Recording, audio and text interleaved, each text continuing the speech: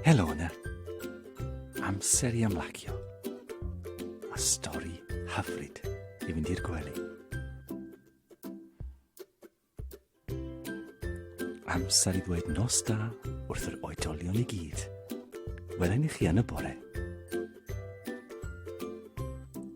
Nawr, mae'n amser am stori o gardd y pentref. Enw stori heddi yw penwythnos Bili a Cati. Ddoe yn yr ysgol, dywedodd Miss Pip a Bili Pala a byddai'r tywydd yn hyfryd a dymunai penwythnos arbennig i'r plant I gyd. Roedd rhai o'r plant am ymweld â ffrindiau a teulu yng ngerddi pentrefi eraill. Ond roedd gan Bili'r broga a Cati'r lindys planiau arbennig ei hunain. Roedd Bili wedi deffro ar ben bore a wedi hopian lawr y grisiau I edrych tu allan. Roedd haul yn tywynnu a doedd dim ysgol heddi. Roedd Bili'r broga a Cati'r lindys wedi trefnu antur I lawr at y pwll yn waelod yr ardd. Roedden nhw wedi trefnu gemau a picnic a hwyl a sbri. Ac am fod dail y lilies bellach ar draws y pwll, roedd y ddau wedi trefnu gemau sblasio.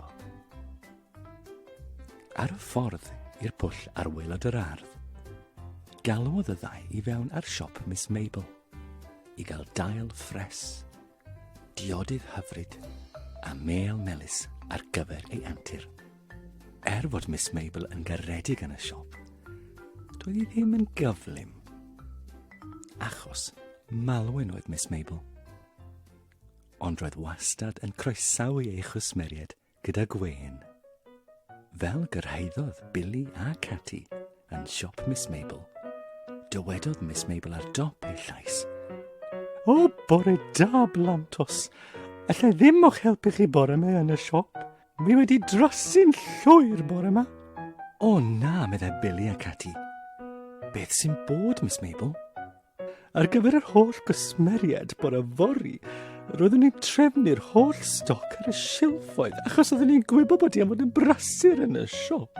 A fi'na wedi trefnu'r diodydd, y dail, y lollipops mêl, popeth. Ac oedd pethau'n mynd mor dda, ac yna, wel... Yna, dyma Miss Mabel yn dechrau crio a llefen. Wel, gymerodd I mor hir I mi drefnu'r holl siop ar gyfer y cysmeriad. Wel, y peth yw, malwan I fi wrth gwrs, a fi ddim yn gallu symud mor gyflym â hynny. Gymerodd y broses drwy'r nos, a fi heb fod i'r gwely. Fi heb gael ddim eiliad o gwsg a wedi blino'n lan, felly allai ddim o'ch syrfo chi bore me yn y siop blantos bach. O na, meddai Bili a Cati. Oes a unrhyw beth allan ni'n wneud i'ch helpu chi? Wel, fi ddim yn meddwl. Fi'n gwybod bod chi wedi trefnu bore a prynhawn lawr yn bwll ar gwaelod yr ardd, a fi ddim eisiau styrbo'ch planiau chi. Roedd Bili a Cati yn siŵr y bydden nhw'n gallu helpu Miss Mabel. Wel, Miss Mabel, beth os aroswn ni yn y siop y bore yma, tra bod chi yn cael ychydig o gwsg, a fe awn ni at y pwll yng ngwaelod yr ardd y prynhawn yma? Ydych chi'n siŵr? Medd Miss Mabel, fi ddim eisiau styrbo'ch planiau chi am y penwythnos blantos? Dim o gwbl, medd Bili a Cati. Yna, fe setlodd Miss Mabel I fewn i'w chragen am chydig o gwsg, tra bod Bili a Cati yn paratoi'r siop i'w agor ar gyfer y cwsmeriad. Cyn bo hir, cyrhaeddodd y cwsmer gyntaf, Miss Pip yr athrawes. Oedd cwsmer cyntaf'r siop.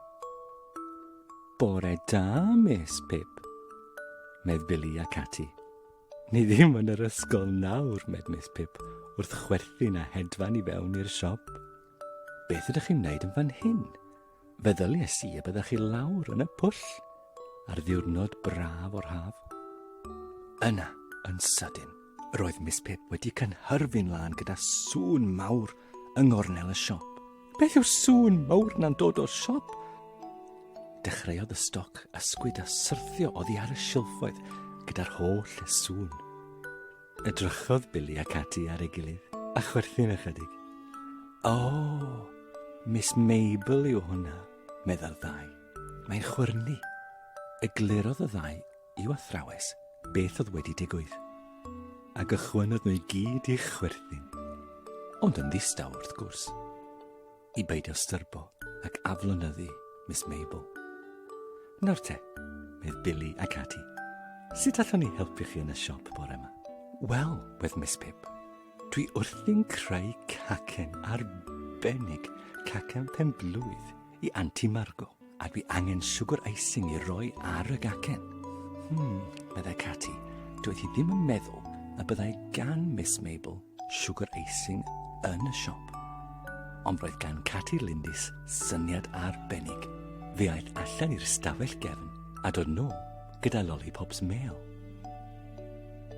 Nid siwgr icing yw hwnna, meddai Miss Pip. Wneud hwnna ddim o'r tro.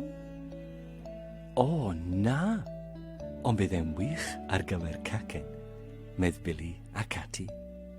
Bydd o'n edrych yn arbennig ac yn blasu'n hyfryd, a mor lliwgar. Perffaith, medd Miss Pip, fel oedd hi'n hedfan allan o'r siop. Welwn i chi ddydd llun yn yr ysgol, a mwynhewch eich penwythnos. Yn hwyrach ymlaen, galwodd y cwsmer nesaf. Daeth Dr. Lili, y buwch bach gota i fewn i'r siop. Bore da, Dr. Lili, meddai Bili a Cati. Sut allwn ni helpu chi bore yma? Wel, blantos, fi angen eli hael ar gyfer y plant. Mae'r hael yn boeth, a fi angen yr eli hael nes iddyn nhw losgi yn yr hael. Fi angen wneud yn siŵr i bod nhw'n saff. Medd Bili a Cati. Doedden nhw ddim yn meddwl fod gan Miss Mabel eli hael yn y siop. Ond roedd gan Bili syniad. Fe aeth allan i'r stafell gefn a nôl i mewn gyda deilen mawr. Medd Dr. Lili, fi ddim yn siŵr sut all hynny helpu. Nid eli hael yw hwn. O na, medd Bili a Cati, mae hwn yn berffaith. Fydd eich plant yn gallu mochel o dan y deilen a cadw'n saff o'r hael.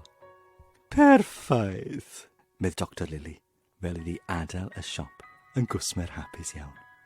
Gyda hyn, gychwynnodd i Miss Mabel ddeffro a dyhuno o'i chwsg.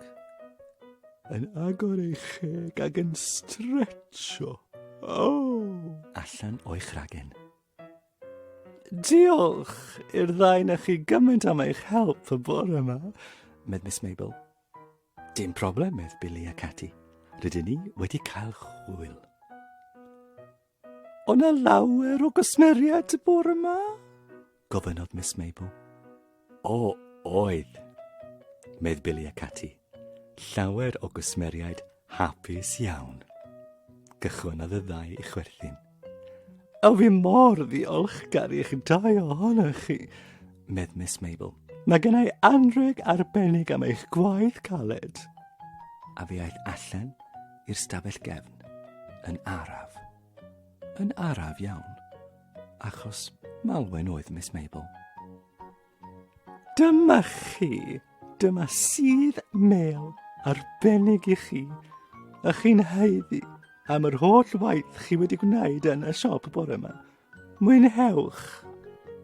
Roedd Bili a Cati yn ddiolchgar iawn am y sydd mêl, a rhoi mewn i'w basged picnic.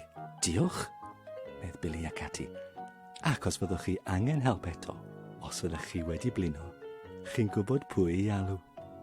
Diolch i'ch dau, mwynhewch eich prynhawn.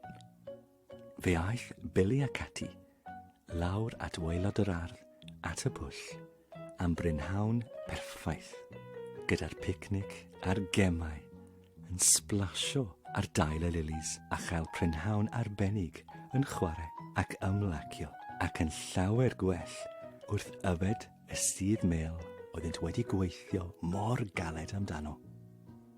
Ar y cyfan, mi roedd hi'n benwythnos arbennig. Nos da, blant.